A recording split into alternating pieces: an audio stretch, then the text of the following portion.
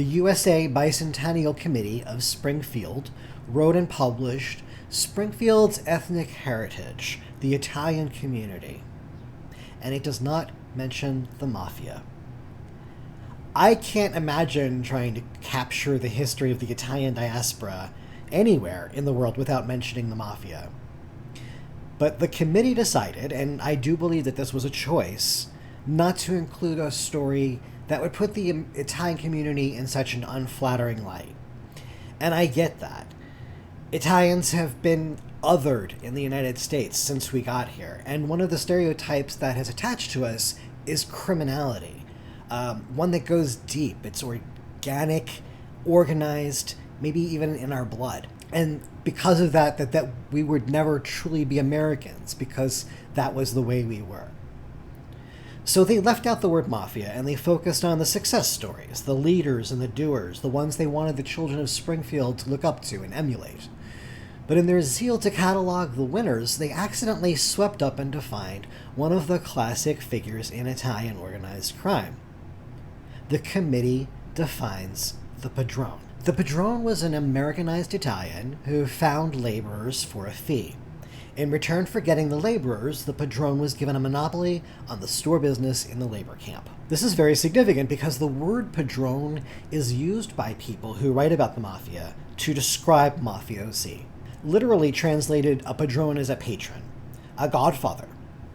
The padrone is a mediator with 1,000 friendships. In America, they're moneylenders and employment agents, men who promise to ease the transition of migration, but who feed off of their labors. Notice that in this description that he gets paid both by the employers and the workers. That middleman position is classic mafia. Springfield's mafia didn't begin as an outpost of the mafia from Italy or New York or Boston or Providence or Hartford. The mafia here is homegrown, and it starts with a padrone, Giovanni Albano. He was very well known and respected. The newspapers and histories call him the King of Little Italy. Pasqualina's uncle is the one who appears in that 1976 history about Springfield Italian-American community. He is that padrone, the one that they're describing. Giovanni Albano arrived here around 1879, and in 1905 he became one of the first Italian steamship agents and bankers catering to the Italian community. A 1913 article in the Springfield Union pointed out that the function of steamship agencies was not really to sell tickets.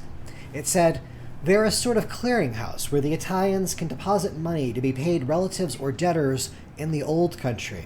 So they were bankers, again, too, and that is classic padrone.